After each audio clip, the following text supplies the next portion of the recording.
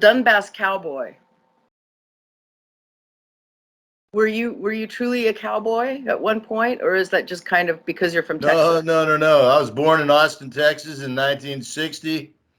I lived in a lot of different cities in Texas, spent a lot of time in West Texas, spent a lot of time in Mexico, spent my teenage years down in Brownsville, Texas, right on the Mexican border. Wow. So, I've roped cows off of a horse and swam across the Rio Grande, and if that ain't a cowboy, I don't know what is. That's a cowboy. That's a cowboy. I'm a little bit of a cowgirl myself, so yeah. Well, I would say that being born in Austin, Texas, I'm kind of the cosmic cowboy type, along the lines of Willie Nelson or Chris Christopherson. And you were still at a fairly young age when you started to develop an interest in Russia and Russian culture, right? Well, I started reading, I was born in 1960. I lived in Dallas when JFK was hit. That was during the days of the Civil Rights Movement and the Vietnam War. So, I was always curious. I was always an avid reader. So I grew up being interested in not just, the dominant paradigm of the people around me, but what was the other perspective of it. So I was reading books by Che Guevara and Ho Chi Minh in my early teens, which got me interested in, anti-imperialism, communism, and stuff like that. And then when I was about 25 years old, and also my grandfather, he was a tank commander in the Second World War in Patton's army. That's the steel plant. At 11 o'clock, at every hour, they hit that foghorn there, like the Flintstones. But my granddad, he served in the Second World War, fought in Patton's army, came up through Italy, fought against German Nazis. And, he was like the greatest man I ever knew. So also from that, I had kind of an anti-fascist, anti-Nazi upbringing or whatever too, and just took it from there. Or your grandfather fought against the Nazis, and now you are. Yep. And it's no exaggeration, it's not rhetoric or hyperbole to say that the people that we are fighting against are genuine Nazis. First of all, they worship this dude, Stefan Bandera, who was a Ukrainian Nazi collaborator, one of the worst war criminals of the whole Second World War. He was in the Nazi SS. He was responsible for some of the worst atrocities in the occupied Soviet Union.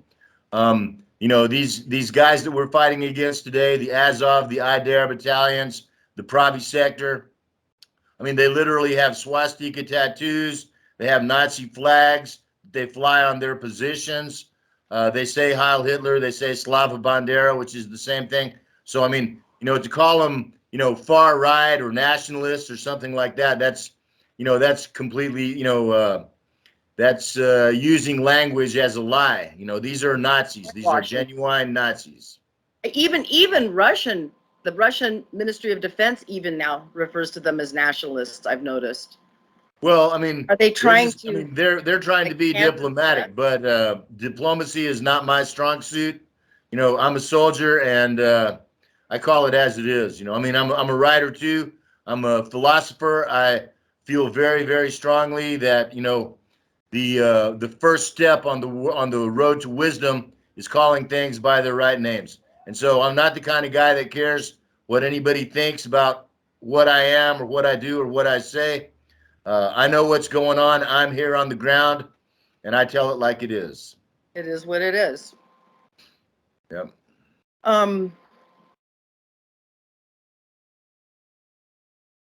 A lot of people in America still don't get this. They don't get that they're Nazis. And I hear this all the time. I hear it from people that should know better. I have friends that have lived in Russia, and they will tell me to my face, "Oh no, you're wrong. There's Nazis in Russia too."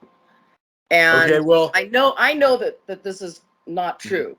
I know that it isn't, but I want to hear your words. What would you say Well, to people like that? of course, there are Nazis in every country, you know, idiots, scumbags that, you know, have swastika tattoos or whatever.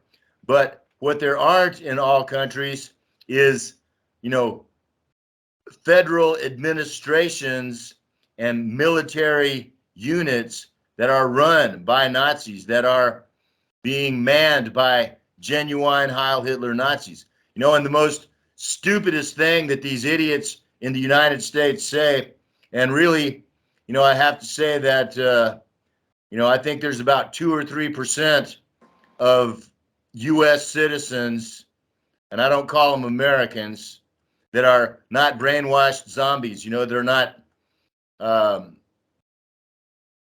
you know, shit eaters. And,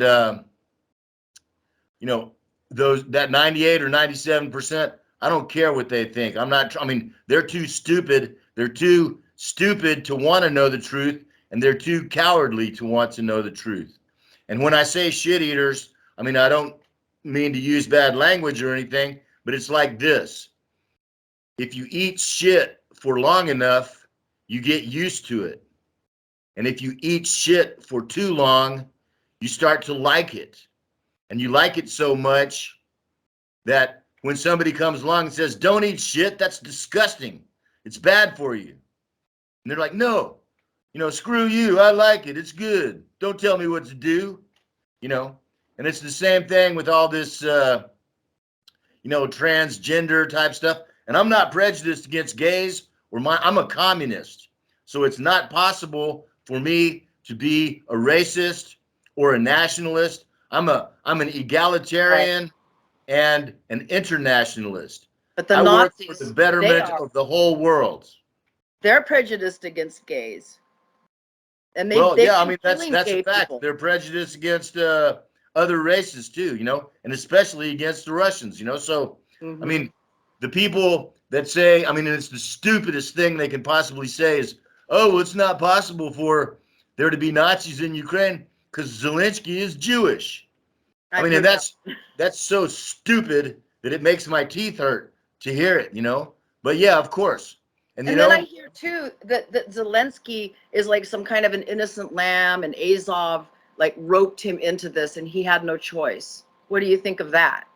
that's another complete lie. Zelensky is, you know, he's a political prostitute.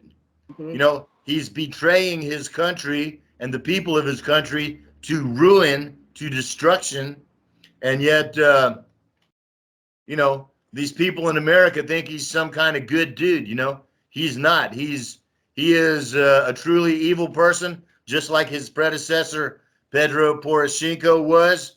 I mean, they both have stole multi-billions of dollars, you know, from the people and the coffers of Ukraine, and so now they're billionaires. And I got to say, I hate every billionaire on this planet. I would personally be happy to work the guillotine on every single one of them without exception, including Donald Trump, you know. But, you know, I'd probably put him at the end of the line, maybe see if he wanted to give all his money away before it got to his turn. Yeah, But, I think Kissinger would have to come before him.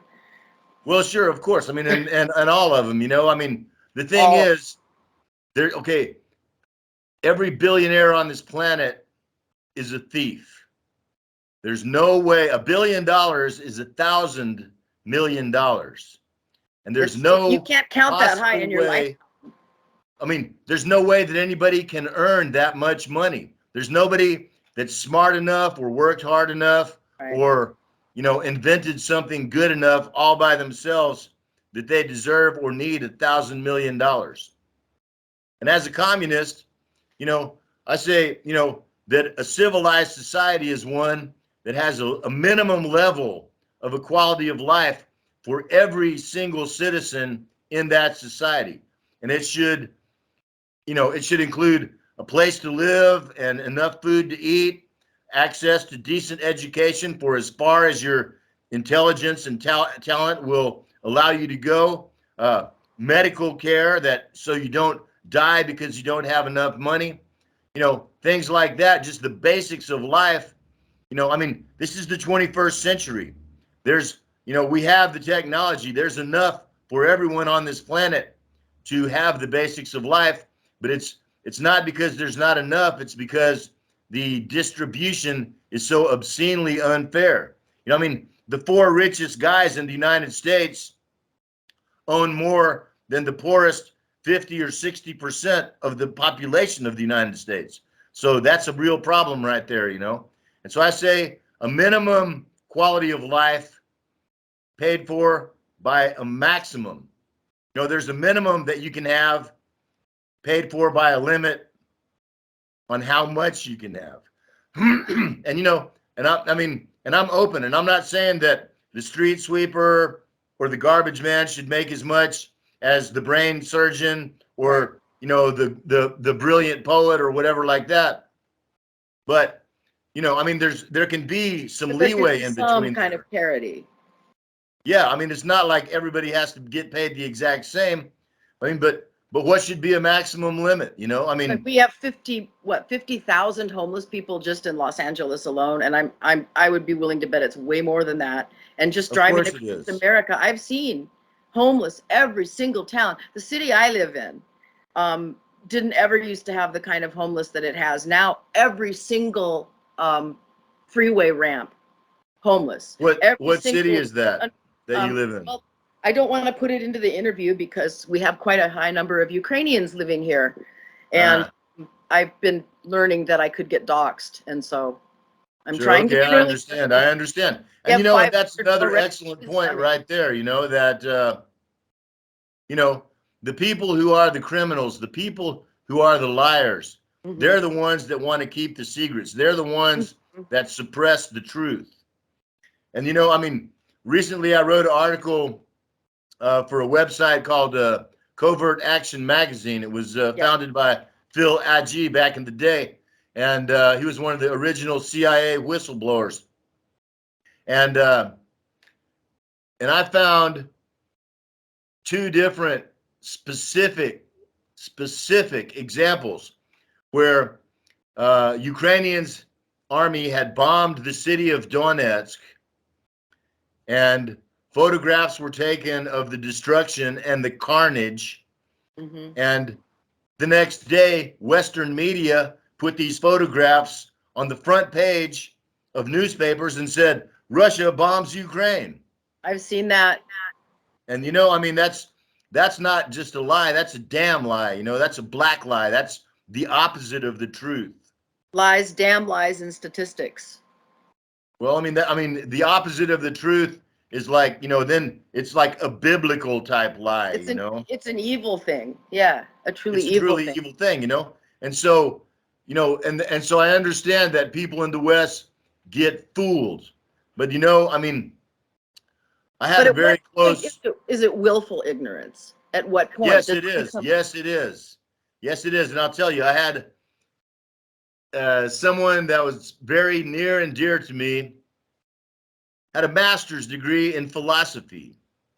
Philosophy, the love of knowledge, the love of wisdom, you know, the seeking of understanding and knowing what's going on.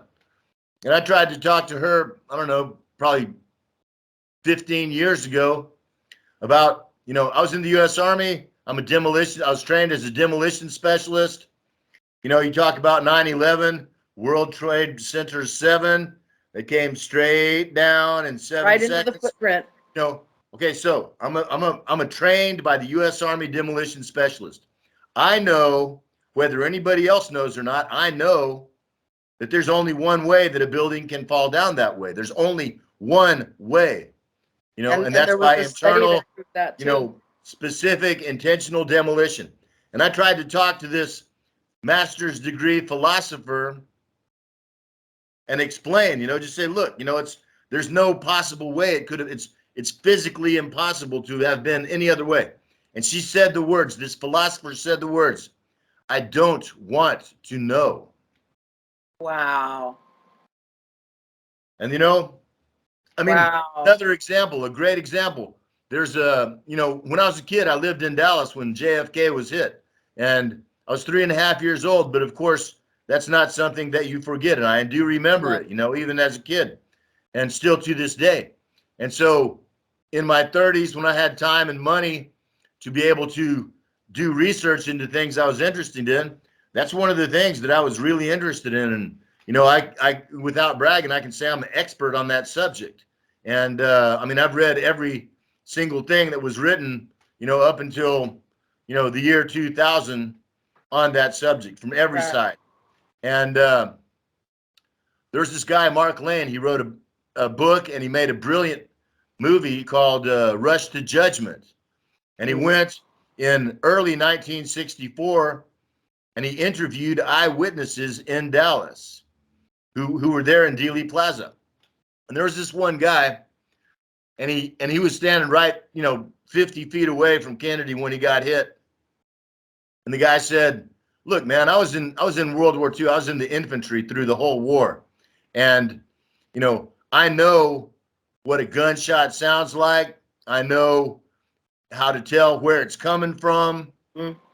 He said, "I was standing in front of that fence on the grassy knoll. I heard the shot come from behind me. I saw it hit him, just like I saw so many people get hit in the war. And the way that he fell was because the shot was coming from that way." He said, "I smelled the smoke from the gunpowder." He says, "I know the shot came from behind me." And this guy, Mark Lane, he came back about a year later after the Warren Commission report came out, and he interviewed that same guy again. And he says, "Well, you know, I mean, I remember what you said before, and now the Warren Commission report has come out. And what do you think about that?" And he goes, "Well, you know, now that the government report has come out, I guess I was wrong." So people will doubt their own eyes, their own perceptions. Yeah. Because the official people are telling them, no, no, this is how it was. Exactly. I mean, and at that point, you relinquish, you know, your claim to being a human being. If you know, if somebody else can tell you what reality is over your own perception, then, you know, you might as well be a jellyfish or something, you know? Gaslighting. It's the absolute gaslighting. I mean, to use a modern term, it's the absolute gaslighting of America. And it's amazing. It's the power that they have to censor us. And they do censor, and I can tell you personally, I mean, so I came here in 2014, 2015, I started doing, you know, counter propaganda, you know, journalism, war correspondent, information warfare, whatever you call it. I was telling what I saw here on the ground from back then, 2015. 2016, kicked off of Twitter. 2017, PayPal shut me down. 2019, Facebook kicked me off. 2022, I made a video. I've been on YouTube for 12 years, even before I came here. I did a lot of really good, important videos on YouTube. I saw some, probably 800 or 900 of them, millions of views, millions of views. I made a video in March of this year. It got, well, the count on YouTube was 150,000 in one day, but it went much more viral than that. Jimmy, what's his name? What's the dude's name on the late night TV show? Jimmy Kimmel. He showed the whole video on his thing, you know, talking shit about me and and he smeared and just, I mean, and so so it got multi-millions of views, and not just on YouTube. But he smeared the day after I posted it, my whole YouTube channel was shut down.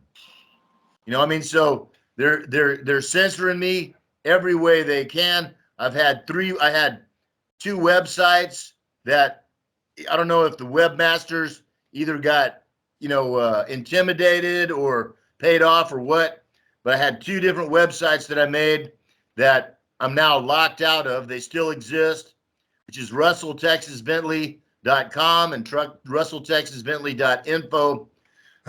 There's some good stuff on both of them, but I'm locked out of them. I can't post anything on them.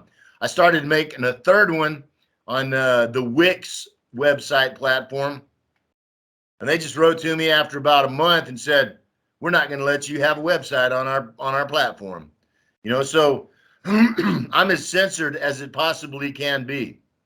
You know, Yeah. and you know, I mean, the only guy more than me would probably be Alex Jones, who is also from Austin, Texas, and you know, I mean, in some ways he's kind of out there, but you know, I do respect him, and I'll say that he's been right a lot more times than he's been wrong. It's like people forgot about the People versus Larry Flint, which ironically that was That's a good all over point. Stone That's a very good point. It's like they've forgotten that this was a value that we cherish in this country, that they used to claim that the Soviet Union censored its people. Well, I worked in television in the USSR, and I was never censored there, like I've been censored in this country as a journalist. Mm-hmm. Well, I mean, in the censorship, by the money, and it's not just that they're preventing contemporary information from getting out. I mean, they're literally like 1984. They're going back and changing and erasing history. yeah. They're whitewashing World War II like crazy, and they're making it like so many different things. Mm-hmm. And I mean, Americans, you know, they think, oh, you know, I mean, and I heard it all, you know, growing up. Oh yeah, Europe's so lucky went over there and saved their ass in the Second World War. No, 80% of the combat, of the destruction of the German military Wehrmacht was done by the Red Army. 80%. And they lost 27 million. Yeah, and so that means that, you know, Russia paid the tab, and then the US, UK, Canada, France, all those other allies, you know, they split the tip, you know. They took the credit. US took all and tried to take the credit, you know. I mean, they've got superhero movies where they show the superheroes rescuing the prisoners at Auschwitz, when we know that it was the Red Army that did that. In fact, that's exactly right, you know. And I'll say that, you know, I mean, and it goes to what's happening now, you know, since they deleted my YouTube channel, you know, no excuse, no, you know, sorry, no, you know, 3 strikes and you're out, just it's gone. And now Google, which is one of the enemies of humanity for sure. I mean, if you go search for me on YouTube or on Google search, it's a lot different than it was a year ago. You know, now, you know, every hit piece that's ever come out against me, you know, is on top, and you got to get to the 3rd or 4th page before you find anything that's even, you know, objective or neutral and not like a complete hit piece, you know. And the same thing on YouTube, you know, if you go search for Russell, Texas, Bentley now, you don't hardly find anything. And if you do, it's like, you know, you know, it's some, you know, Russian Nazi propagandist type thing, you know. How, Russell, I think all of us in this community have lost friends, we've lost family, you know, because we've refused to back down from what we know is the truth. And these people can't handle it, so we lose so much. I can't even imagine how much you've probably lost in going there. How is this? I mean, but you know, I'll say one thing. You know, I've always been kind of a, I won't just say outside the box. I'll say outlaw. But you know, the real, true, good friends that I had when I left the United States are still real, true, good friends with me to this day. You know, and I'll say that because, you know, they're people that have the wisdom and the courage to understand that, you know, to be able to see reality for what it is one of the most important skills and talents of a human being, you know. And so, you know, it's like, you know, the social construct, the social contract for people in the USA today is, I'll pretend to believe your bullshit if you pretend to believe mine. You know, and so it's like, oh, today I'm a little girl and tomorrow I'm a little puppy, you know, and oh yeah, okay, yeah, come here, little puppy. But yet they won't believe the truth. They won't believe just this flat out truth that there's Nazis in Ukraine. Like that's too hard to believe, but they can believe all these other things.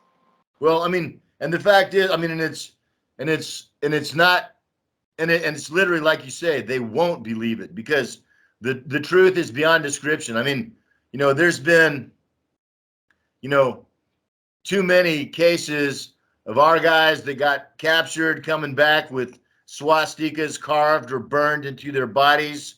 There was a woman found in Mariupol, murdered, raped, and murdered, that had a swastika that was put on her body. I mean, and it's not just, and it's not just symbolic. I mean, it's what they do. I mean, they've been bombing the hell out of Donetsk for the last couple of weeks with these new M777 howitzers that the United States government gave them.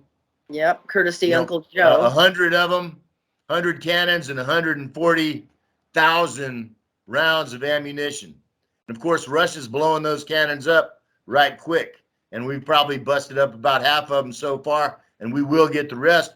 But, so the United States gives the Ukrainian army very heavy duty modern weapons. Right. And they turn them against civilian areas where there's no military concentrations at all. Yes, and they deploy themselves there to use the people as the shields, so that is exactly. I mean, you understand that, and this is another thing. A lot of Western idiots, they say, well, the Russians invaded Ukraine, in the end of February 2022, which is, of course, a lie, and it goes along. I mean, these same idiots and liars have been saying that Russia invaded Ukraine since 2014, since the Crimea referendum, where the people of Crimea refused to submit to the new foreign, coup government, puppet government, and made a referendum and voted to go back to Russia. There was no invasion of Crimea. There was no invasion of Donbas. Oh. I mean, everybody was saying, for years, all these Western propagandists were saying that there was, Russian military in Ukraine and Donbas, and that's a lie, because I've been here for 8 years, and I can tell you, yes, the Russians gave us some ammunition. Yes, the Russians sent some instructors and advisors here, but there was no, organized military units, even at the platoon or company level. So I'm saying that there wasn't, until, late February of this year, there was no military Russian unit that had, 20 guys in it, Right. So it was, a complete lie to say the Russians invaded, and so when the Russians did invade, they're like, oh, we're worried so much about the territorial integrity of Ukraine and all of that. Well, you know what? It's just like this. In the area that's been liberated for the last 8 years, the Donbas republics, Donetsk and Lugansk People's Republics, the Ukrainians had the audacity to rename some of the cities in our territory, and even Google Maps, if you look on Google Maps, you see the Ukrainian name for that town or city. But you know what? It doesn't matter what the Ukrainians call it, and it doesn't matter what Google Map calls it. What matters is what the people who live there call it, and the right for people to have self-determination so greatly outdistances, the importance of, lines on a map or something like that. That's a cool cat. I got 2 black cats. This is Chelan. Nice. We got Larry and Arbusinka. And they're out there in Petrovsky. Our house, my wife and I have a little house with a big garden. It's about 3 or 4 miles from the front line. It's very heavy shelling in Petrovsky. The water doesn't work, hasn't worked for months out there. Electricity is kind of iffy. So we're staying in the center of the city now. Although the center has been getting bombed in the last couple of weeks as heavily as the front line area of Petrovsky, But my point is this, people have a right to self-determination, particularly when a foreign country creates a color revolution, a regime change, and you remember the phone call from 2014 when Victoria Nuland was intercepted talking to Jeffrey Pyatt, who was then the U.S. ambassador to Ukraine. And, and it was, and this is a perfect, another example of, misdirection and propaganda is, the Russians intercepted that phone call and they published it. And, and then so Western media goes, oh, Victoria Nuland said, fuck the EU. Oh, goodness gracious. She said a cuss word. That was, but what she did in that phone call that was significant was she basically outlined who was going to be the new government of Ukraine. And without exception, every person that she mentioned in that phone call ended up exactly in the office that she said she wanted him in. So how can that be? If that's not foreign control of a national government, then what is, Absolutely. And I listened to that interview, and to me, it sounded like they were as calmly orchestrating a coup as you would just, set up a dinner Exactly. party. Exactly. They were just totally calmly, like it was just everyday routine stuff for them. So yep, Russ, I've I want actually to ask you another question with these people that don't get what's going on, that just the willfully ignorant people. Is there any way to reach them, or is it just something we should give up on? How do we get through to people when we're so heavily censored and they're so conditioned and they won't listen anyway? What do we do? What? I personally, I really don't think that there's any use in trying to talk to them. They're shit eaters. They like eating shit, and they get offended if you point that out to them. Like I said, there's 2 or 3% in the United States that are not woke but aware, who understand reality, who see it for what it is. And these people, these are people that should be respected. They know what's going on politically, practically. These are the people that have been getting prepared. They don't live in New York City in some apartment where, if the supply line goes down, they're in, Cannibalville in a week, Right. These are people like my friends, who are out in the country. They got a little garden going, they got some chickens, they got some guns, they got a way to get water, and they're prepared. They're prepped, and, yeah. And so 2 or 3% is not a lot of percent, but it's still about 10 million people. Yeah. If only we could all get together. They are the hope for the United States, and it's by actions that they will be seen and known.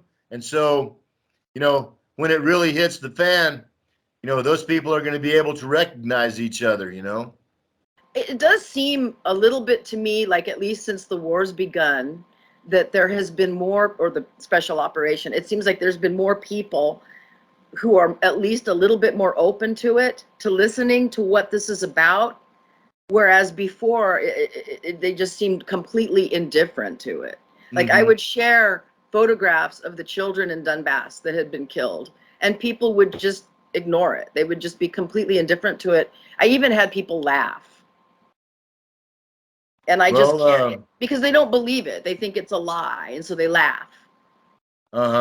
Because I can't even go further than that they're actually laughing, like they know it's real and they're actually laughing. I just can't understand how anyone would do that. Well, and that shows the moral decline of the United States. It is. Like I said, I was born in 1960. I remember when things were pretty good. My granddad, that was a tank commander, he came back from the Second World War. He went to Rice University on the GI Bill for free. He ended up selling life insurance. He was a salesman, basically.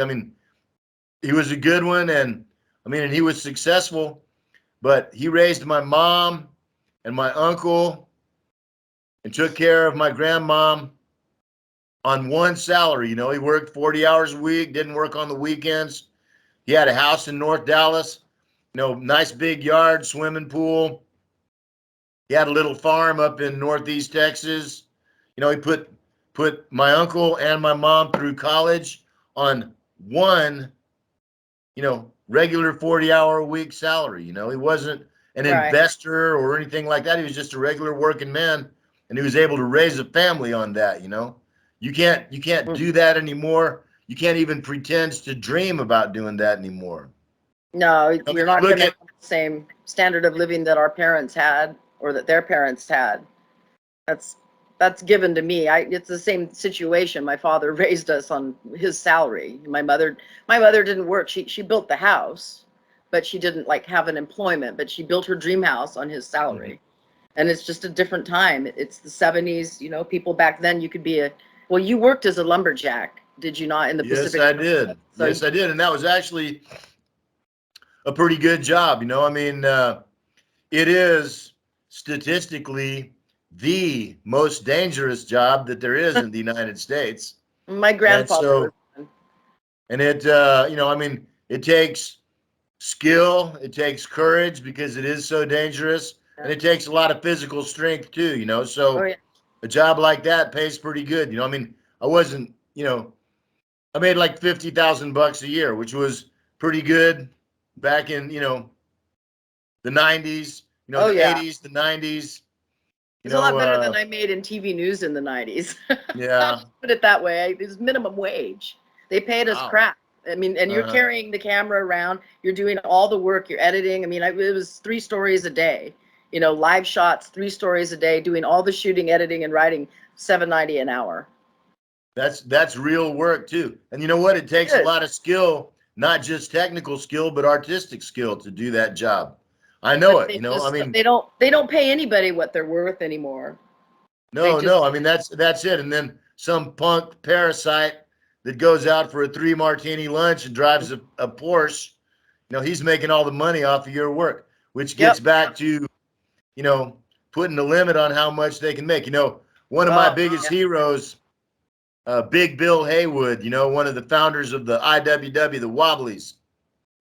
He said, every dollar that a man has that he didn't work for is a dollar that some other man worked for and didn't get paid. Yes, that's so brilliant.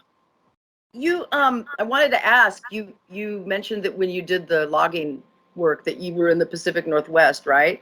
I'm Yeah, originally from Sequim, Washington. I don't wonder if you were in that region. I lived in Marysville and Everett for about Oh, seven or okay. eight years. So up above, up Yeah, toward Canada almost. It's nice up in there too. I just I wondered if you loved were it out on there. the You know, peninsula. I Is mean, that? it was pretty much the opposite of Texas, but Yeah. every bit as beautiful, every bit as wonderful. You know, I loved it there. That's some magnificent geography, really great people, and you know, and I do miss it, of course. You know, I mean, I consider myself a patriotic American, even Yeah. though I'm literally a soldier against what the U.S. government and the U.S. military is doing right now. But for the people of America, for the ideas that America was supposed to be founded on. You know, I mean, of course, my heroes, Thomas Paine, you know, Thomas Jefferson, Ben Yeah. Franklin, George Washington. Those were great men, you know. I mean, and when, you know, and it's like, and they say, oh, well, they were slave owners or whatever.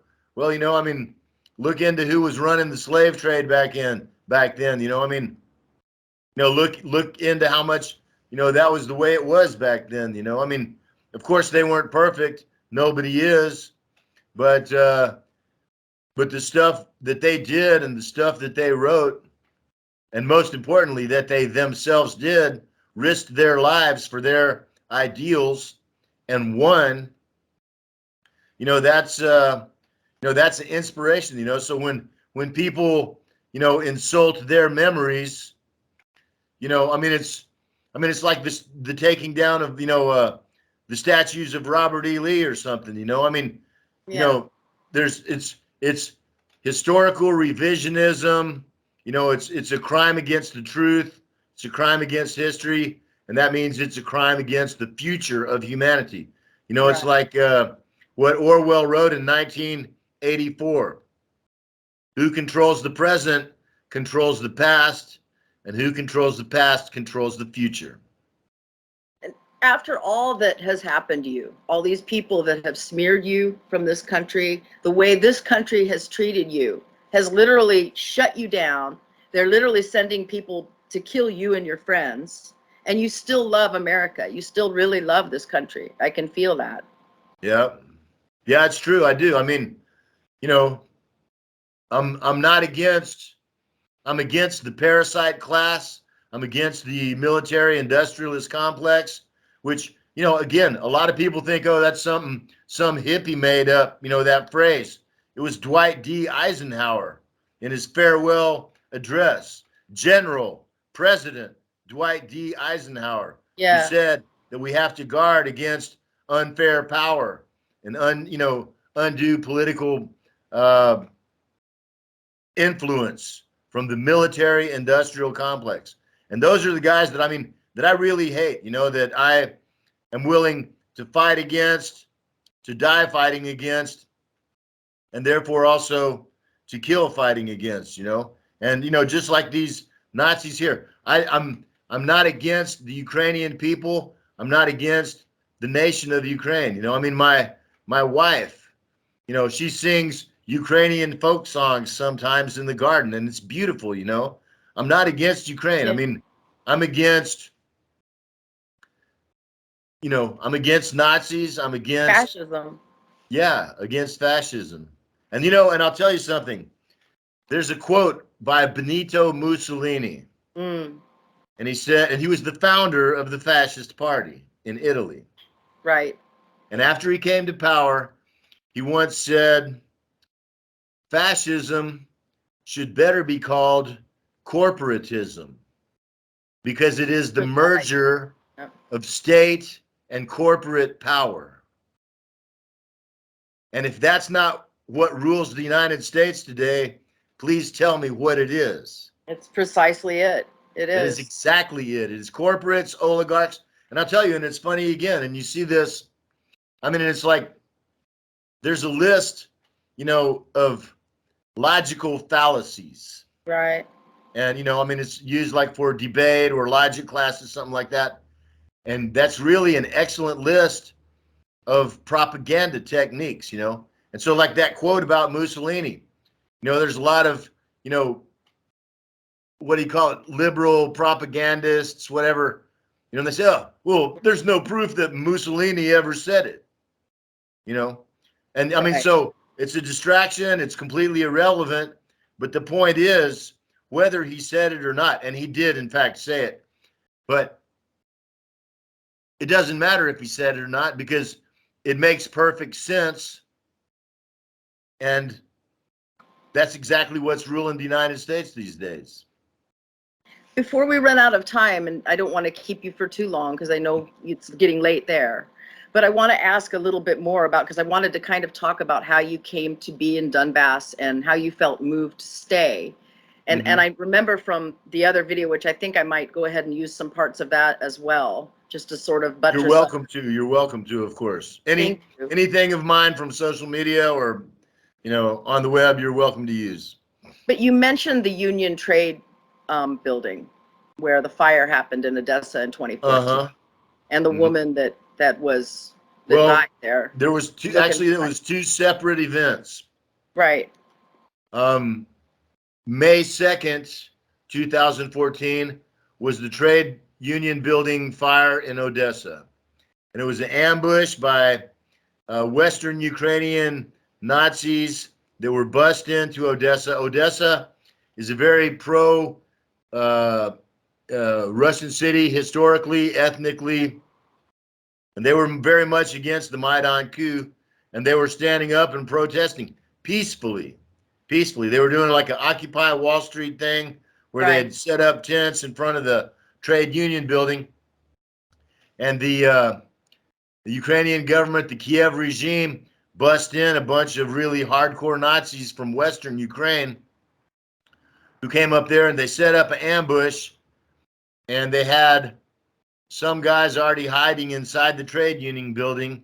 And then other guys came up and started beating these protesters, setting their tents on fire, stuff like that. Right. And then the doors open to the trade union building, and somebody goes, "Run in the building, you'll be safe." But that was where they went in and were murdered. And it's really, I mean, you know, because that was where there weren't the cameras and stuff like that. But what happened was, and it's really quite horrific, the way that they were mostly murdered is that there was guys in there with, you know, like a coffee can full of gasoline and splashed them and then lit them on fire, you know, because there's a lot of people, the bodies that were found, you know, with, you know, their tennis shoes still had the laces, their blue jeans were still blue, but they were completely burned, like from the waist up, you know. I mean, so that was, you know, I mean, that was really horrific. And then to be able to 1 month later, on June 2nd, 2014, the Ukrainian Air Force made an airstrike against the administration building, civil administration building in the city of Lugansk, which had also, you know, risen up against the puppet government. And it shot like a bunch of unguided rockets right at the entrance of the building. Now, when these things were happening, were you still in the States, or had you? Yeah, I was still in the States. I was watching it very closely on alternative and social media. And, you know, because the thing, you know, I mean, because I'd been watching what the crimes of the United States, you know, since the Vietnam War, from a, you know, from an outsider perspective. And, you know, actually in 2011, with the murder of Muammar Gaddafi and the destruction of Libya, I actually took some of my tree climbing equipment, and my old girlfriend, she lived on this major street in Austin, and there was a big U.S. Marine Corps recruiting poster right outside of her apartment. I took some of my tree climbing equipment, and right before dawn one morning, I climbed up there, and I'd made like this special like stick thing with a spray can of paint, and I wrote "fuck NATO" in 6-foot letters across the top of across the front of this Marine Corps recruiting, billboard. I love that you did that. Huh? I said I love that you did that. I think that's, well, you know, it was beautiful.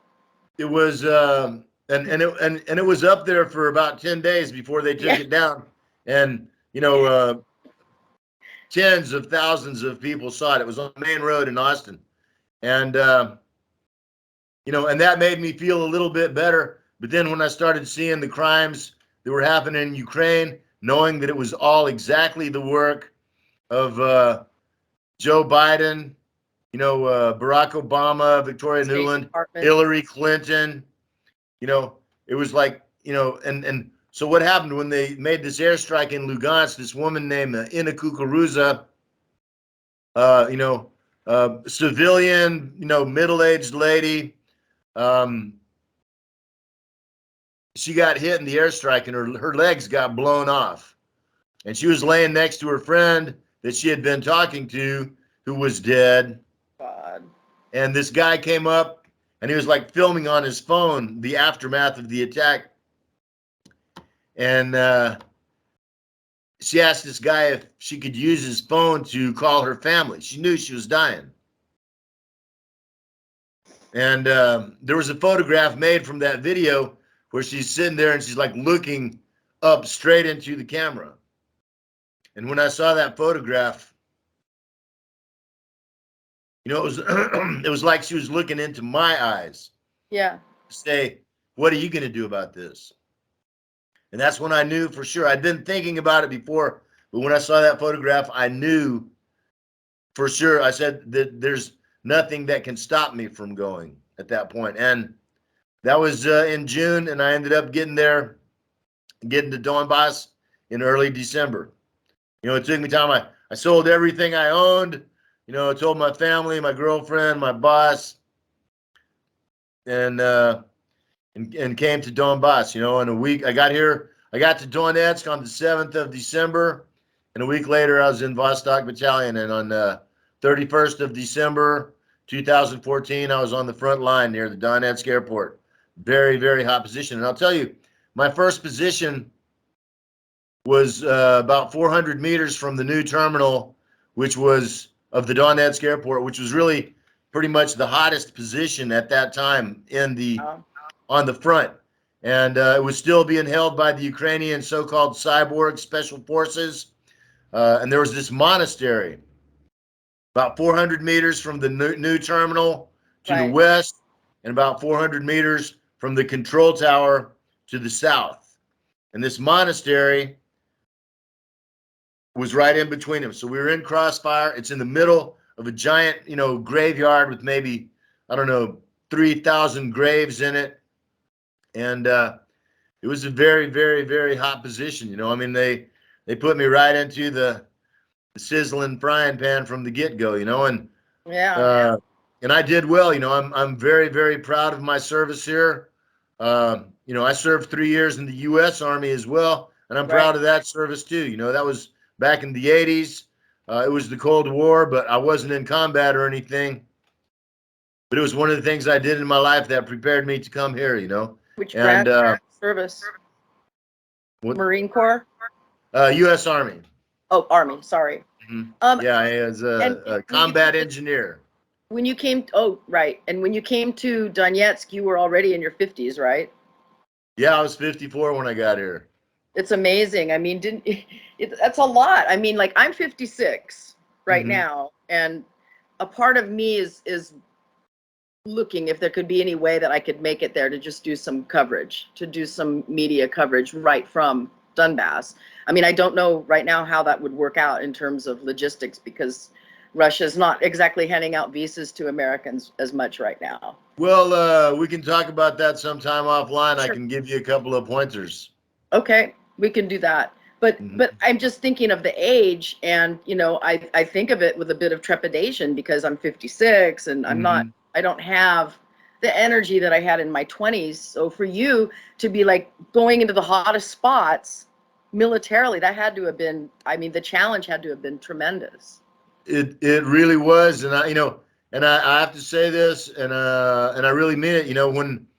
When I came here in the winter of 2014-15, I did not really expect to live to see the spring. Wow. So you were ready to die for your... Well, I mean, and of course I didn't have a death wish by any means. I just thought that, being from Texas, I remember the Alamo, and there's some things that are worth dying for, and I thought, even if I'm coming to be, on the small side of people's militia against, it's the third largest army in Europe. It's a very seriously powerful army, and they were using every weapon they had against us, from ballistic missiles to airstrikes to, to snipers and, machine guns and everything in between. But I thought, either, I'll stand with these good people here. I mean, because I know this is the right side to be on, which that right there determines which side I'm going to be on. And then either, we're going to hold our ground, we're going to change history, or else I'm going to die in the company of real heroes, And when I was coming here, and really I had no desire to die or be wounded or anything like that. And I've seen, I've lost a lot of good friends, man. I mean, the unit that I was in had about a 50% casualty rate, of either dead or wounded. And if people that understand about military, they understand that that's a huge, huge, huge loss. And it was because, I mean, it wasn't, I mean, and we were good soldiers. I ended up being in the Spetsnaz battalion with these guys, And I know who they are.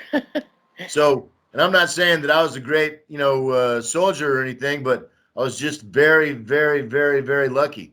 And I was a good soldier, and I won the respect and the friendship of some really great soldiers. I did my job. I didn't complain. I didn't cry. I didn't run. And they knew that they could count on me with their lives. And that's the proudest thing I've ever done, So, the one thing that I take away from all of this is, first of all, live your life on your principles. That's what it means to be a human being, to be a free, autonomous, independent human being. And then the second thing, just don't be afraid. Don't be afraid. And you know why? Because it's impossible to be happy if you're afraid. Or just push yourself through that fear. Well, I mean, and I'm not saying that I was fearless or anything, because of course there was some very, Right. I mean, the times that, that seconds or inches made the difference between, life and death for me, it would take me all night to tell you about. But, I mean, that's what it means. It means not to be not afraid and stupid and fearless, but to just be able to, I mean, and of course, I'm also a Russian Orthodox Christian, so I do believe in God. I believe that, what we do in this life determines where we go in the next life. I do believe this isn't the only life. And so, I said a lot of prayers, and I still do. I pray every day, I mean, it's still dangerous here, I mean, every time I drive to Petrovsky, my wife says a prayer, I say a prayer, because, there's bombs falling, big bombs falling, even in the center of the city now, but you just can't be afraid. A fear is what kills your humanity and your soul. Because if you're afraid, then you're like, oh, I have to live. Then you'll do anything to live. You'll be like those capos, the Jews in the concentration camps that, took other Jews to the, the gas chambers or whatever, Betrayed their And own of course, kind. they ended up there too, So don't sell out your principles. Be willing to live and die for them. And that's the key to happiness. Because I'll say, I turned 62 yesterday. Wow. And I'm the happiest that I've ever been in my whole life. And I had a great life. Right I there had in the middle of a war. a lot of fun, a lot of pleasure, a lot of adventures. And here I am now, 62, in the middle of a war, a serious war. I mean, our water works about 2 hours a day. We not sure if we're going to have, electricity. We're not sure if a bomb's going to land on our house, but I'm still the happiest I ever been. I've met the woman of my dreams. I'm doing exactly, if you had asked me when I was 12 years old, what would you like to be doing, when you grow up or something, I'd say, I want to be a badass anti-Nazi revolutionary, kicking Nazi ass. And that's what we're doing, I mean, right now, I'm not a soldier now. Right. I'm, if things get really serious here, I will go back in, but I'm like exempt from the draft because of my age. Right. But I consider that, my counter propaganda and my human aid work are also very important. It's like when I was at the front, I could shoot an AK-47 about 400 yards. I could shoot an RPG about 900 yards. But right now, what I'm doing with the truth are my bullets. The computer and the camera are my weapons. And, my words can go all the way around the world, so I still feel like I'm making a real important contribution here. But I mean, I still have a machine gun. I still have a pistol. If it comes down to the fight again, I ain't quite finished with that, I mean, hopefully, this war will end. I mean, Russia is going to achieve all of its objectives. The people that think that Russia is getting bogged down, or there goes the steel mill again. But people that say, oh, Russia's going to be defeated, something like that, they're too stupid. For a bomb? What's that? That alarm, was that for a bomb or? No. That's there's a big steel factory here in Donetsk. Okay. And no, it's like, you remember Fred Flintstone when he'd go boo boo? Okay. Sorry. They do it every hour. You get used to it. Yeah, I bet you do. Is there, I know we're running out of time here, but is there, I don't want to sound trite, but is there a song that for you perfectly encapsulates this, where you're at right now with Donbas and with all that's happening? Is there a song, English, Russian, whatever? I know you sing yourself, so. Yeah, And I've written a couple of I was songs. thinking when you were just talking, I was thinking a little bit about Woody Guthrie and his guitar and how his guitar fought fascism, you know, when he sang about Miss Yeah. Pavlichenko. He had the sticker on his guitar that said, "This machine kills fascists." Yes. And he got that from the farmers in the Soviet Union. They used to put that on their tractors when they were harvesting wheat and stuff like that, you know. Everybody has a way that they can contribute if they have, you know, the courage and the principle to do so. You know, this is really a war between good and evil, and everybody's on one side or the other, and it's not by what you say which side you're on, it's by what you do that proves it, you know. Absolutely. And the good guys are going to win, and the bad guys are going to wish that they hadn't been bad when we do. As far as the song, I've written a song about my new home called Dobry Dom, Nova Russia, Sweet Home, Nova Russia. I can send you a link to it. Okay. It's I wrote it in English, but it's got but I got a video with some English subtitles too, courtesy of my wonderful, beautiful wife Ludmilla, who's an English teacher, and you know my guardian angel and my greatest helper and all that, and my greatest teacher too. But you know, another song that I'm very fond of, and it's not often heard. I mean, it was written by Bob Dylan. It's called "When the Ship Comes In." Ah. And and the best version of that song is by Peter, Paul, and Mary, which is a band I used to listen to when we'd go swimming at my grandparents' on the weekends in Dallas in the summertime. And there's a version of that song. It's at the beginning of a concert from BBC back in the early 60s. And it's goosebump material. It's a beautiful song. I'll look that up. You'll like it, I guarantee. It's been a big honor. It's been about an hour. I don't want to keep you because it's probably pretty late there, but it's been a tremendous honor to speak to you. And thanks. Let's do it again. There's so many people. It's been an honor to speak to you too. There's so many people who just truly appreciate what you're doing there. And I wanted to pass that on because that's what people were saying to me when they heard I was going to interview you. They were, I've got to tell him how much we appreciate what he's doing there. You know, not just Russian people, but Americans that see what's going on. Because so few, you know, would do what you've gone to do. I mean, it's a tremendous thing that you've done.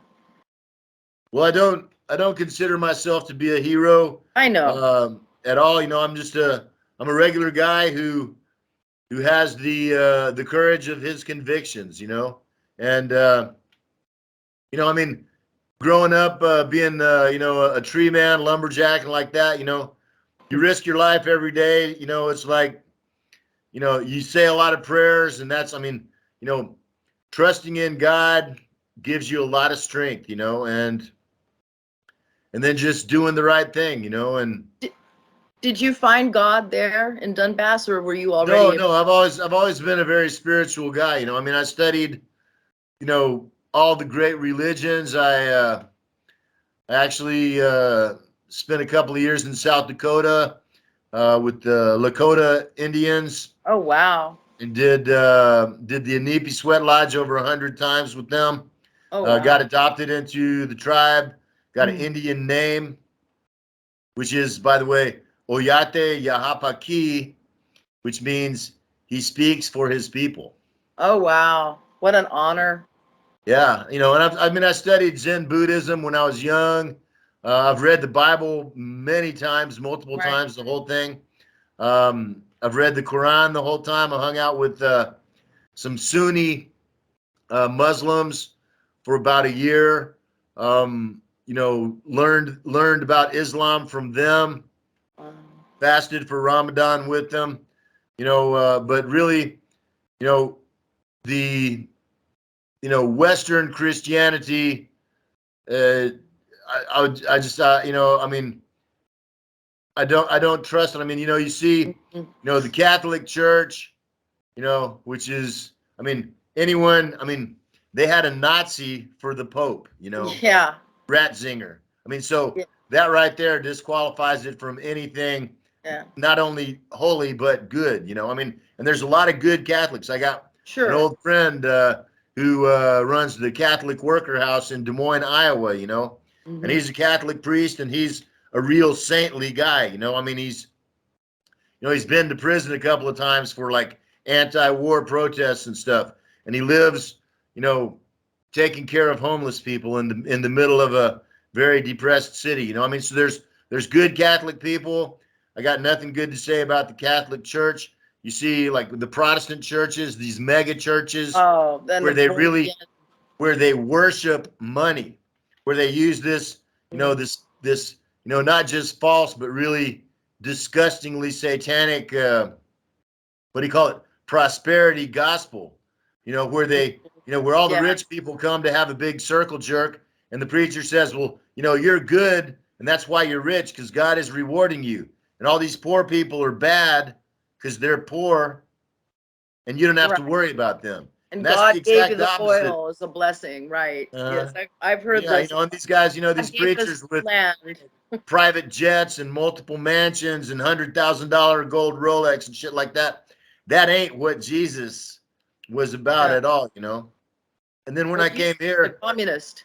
I met real, you know, Russian Orthodox priests, Russian Orthodox monks, you know, who were also warriors. Yeah. You know, real, you know, there's a Russian word, bogatyr, and it means a warrior sent from God. And that's what these guys are. You know, my godfather, Father Boris, my good buddy, Father Theophan, who officiated over a funeral of a good friend of mine that we buried today. He was killed 3 days ago by a US M777 mine. Him and 3 other guys on the front. You know, but you know, I found my real religion here. You know, the Orthodox religion, and you know, and it's just a theory on my part, but you know how in the King James Bible there's a, you know, there's a strange gap in the life of Jesus between he was a young kid and then he comes back when he's 30, you know, or 33. I think in those years he was here, he was in this part of the world, teaching, founding the Orthodox Church, you know, and I mean, it's just my theory, but I base it on the genuine Christianity of the Russian Orthodox Church, which I think is, you know, the only real Christian church in the world today. That makes sense. It sounds like it's affected you in a very profound way. It has, in a good way. With God in a way that you weren't able to quite connect with in all the other religions. Like you were searching all those times, and then finally you've arrived. Well, you know, when I was 30 years old, I had lived on South Padre Island for 7 years. I was just like a hedonistic playboy. It was, you know, it was like, you know, spring break all year round. You know, it was back in the days of, you know, cocaine and, you know, drinking all night and like that. Yeah. And I finally, I mean, and it was a lot of fun for a while, you know, for a 20-year-old guy, in my 20s. But I eventually got tired of it, and I moved up to Minnesota, and it really changed my life. And I got down on my knees, and I said a prayer one night. And I said, "Dear God, show me the road that you want me to walk, and give me the wisdom to see it and the courage to walk it." Yeah. And he did, and it brought me here. It's an amazing story. Everything that you've been through and just what you've done and how you've gotten there. And it just, I know a lot of people are going to really appreciate hearing this. So I really want to thank you for your time. And I thank you too for letting me, you know, run on for a whole hour and stuff. And I thank your audience too. I might have to edit it down a bit, but sure, depending of course, I think I'm going to run, like, have the raw interview available because I like to let the whole thing get played. You know what I mean? Where I can, except for the boo-boo part, I might edit that out. But then for the article, I'll probably cut bits out and put it like in the article form, but then have the raw be available. Sure, So that, great. And send me the links to everything, and I'll share them on my social media. I'm on, I'm down to Telegram, which is like the Russian where I'm at Twitter, too. basically, and VContact, which is the Russian Facebook, but which has Right, I'm 500 friends with million. you on Mm-hmm. Yeah, and VK's it's a really, I mean, and a lot of Westerners and English speaking people are getting on it now because they're tired of the Facebook censorship and all that, and it's a really good platform. Facebook was before it went to hell. Yeah, it's kind of got that classic Facebook, the old way that it used to be before the algorithms ruined everything. Yeah, yeah. And there's really no censorship CIA. there, so and hopefully, I'm hoping that I'll be able to expand my social media presence again. Yeah. I'm looking at Rumble and Locals and a couple other alternative social media sites. I need to get I don't know if I'm gonna have to get like a Russian server or something, but I need to get a new website set up. But people can find me on Telegram or VContact for now. Right. And and my websites are still up. There's RussellTexasBentley.com and RussellTexasBentley.info. And there's some old videos, a lot of old articles. I do write a lot. I write for the Greenville Post, for Covert Action Monthly. Other websites have published a lot of my stuff too. Fort Roos used to be one of my main places where I published articles. But it's an information war. They shut me down one place, so I have to find another way to get around it. So just tell people to keep up. Search for the truth. It's not going to be delivered on a platter. No, I know it takes some work. and then you've got to be willing to accept it. You've got to really be willing to take it in, and that's hard. It's hard to let go of the dreams, of the dream of, it would be so much easier to just say, hell, I believe what they're telling me, and just let it all, just believe the bullshit. But I can't eat shit. Okay, I just don't have the appetite for it. I'm sorry. I don't want the shit. I love that analogy, by the way. I'm going to have to really use that because it's a great one. I have another one where I think of the news media as like a bird that chews up all this food and regurgitates it into everyone's mouths, and they're just sitting there with their beaks open, just taking in this regurgitated grossness, and then they go and then they regurgitate it to their friends. Yeah. And it's just this puke that just goes. I know that's really crass and disgusting, but that's kind of what it is. But it is what it is, and if it's an appropriate analogy, then that's what you got to say, It's even grosser than vomit. It's just, oh my God, it's so frustrating. It's just so frustrating to see the truth be buried like that. But you keep fighting, and I will too, and I really do appreciate your time, sir. All right, thanks a lot, and let's keep in touch. All right, I might send some follow-up questions if that's okay. Sure, of course. I'll probably be working on this tonight. I'm gonna go get some shut-eye, and then I'll probably be working on it tonight, so it might be a while before it appears. But I'm very happy and honored to be working with you. Anytime, give me a call. We'll do some more stuff together. You have a great evening. Okay. Spokojnej noci. Spokojnej noci.